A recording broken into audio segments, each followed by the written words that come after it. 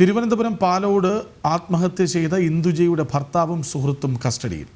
ഭർത്താവ് അഭിജിത്തിൻ്റെയും സുഹൃത്ത് അജാസിൻ്റെയും phone police കസ്റ്റഡിയിലെടുത്തു. മരിക്കുന്നതിന് 2 ദിവസം മുൻപ് ഇന്ദുജയെ അജാസ് മർദ്ദിച്ചിരുന്നുവെന്ന് അഭിജിത്ത് മൊഴി നൽകി. വിവരങ്ങളുമായി രശ്മി കാർത്തിക ഒപ്പം ചേരുന്നു. രശ്മി, എന്താണ് പുതിയ വിവരങ്ങൾ? അതായത് ഭർത്താവിൻ്റെ സുഹൃത്ത് കൂടി ഈ മരണത്തിലേക്ക് കടന്നു വരികയാണ്.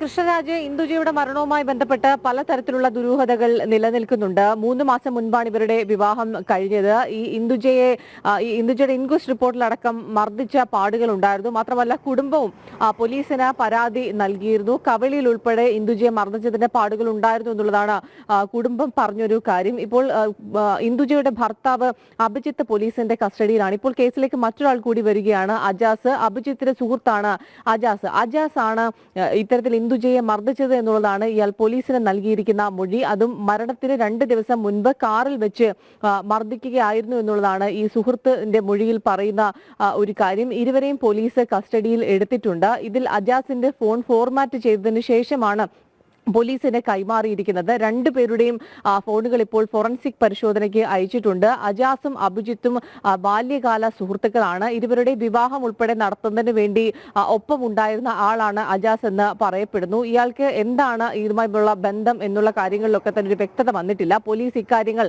അന്വേഷിച്ചു വരികയാണ് എന്നുള്ളതാണ് പറയുന്ന ഒരു കാര്യം. മാത്രമല്ല, ഇരുവരുടെയും വിവാഹം, അതായത് അഭിജിത്തിന്റെയും ഇന്ദുജയുടെയും വിവാഹം രജിസ്റ്റർ ചെയ്തിരുന്നില്ല. ഇന്ദുജയെ ഒഴിവാക്കാൻ അഭിജിത്ത് ശ്രമിച്ചു എന്നുള്ളതും ഈ മൊഴിയിൽ പറയുന്നുണ്ട്. ഏതായാലും പലതരത്തിലുള്ള ദുരൂഹതകൾ നിലനിൽക്കുന്നുണ്ട്. ഈ അഭിജിത്ത് ജോലി കഴിഞ്ഞ് വീട്ടിലേക്ക് മടങ്ങി വരുന്ന, ഉച്ചയ്ക്ക് ഭക്ഷണം കഴിക്കാനായി മടങ്ങി വന്ന സമയത്താണ് മുറിയിൽ തൂങ്ങി മരിച്ച നിലയിൽ ഇന്ദുജയെ കണ്ടെത്തിയത്. 3 മാസം മാത്രമേ വിവാഹം കഴിഞ്ഞിട്ട് 3 മാസം മാത്രമേ ആയിട്ടുള്ളൂ. മാത്രമല്ല, ഇരുവരുടെയും കുടുംബങ്ങൾക്കും ഈ ഒരു ബന്ധത്തിൽ താല്പര്യമുണ്ടായിരുന്നില്ല. ഏതായാലും ഇതുമായി ബന്ധപ്പെട്ടുള്ള കൂടുതൽ അന്വേഷണം പുരോഗമിക്കുന്നതായി പോലീസ് അറിയിച്ചിട്ടുണ്ട്. കൃഷ്ണരാജ്,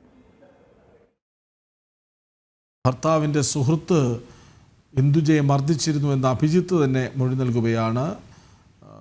സ്വാഭാവികമായും 2 പേരും കസ്റ്റഡിയിലാണ് താനും. കൂടുതൽ വിവരങ്ങൾ അറിയാനിരിക്കുന്നതേയുള്ളൂ. രശ്മി കാർത്തികയാണ് വിവരങ്ങൾ നൽകിയത്.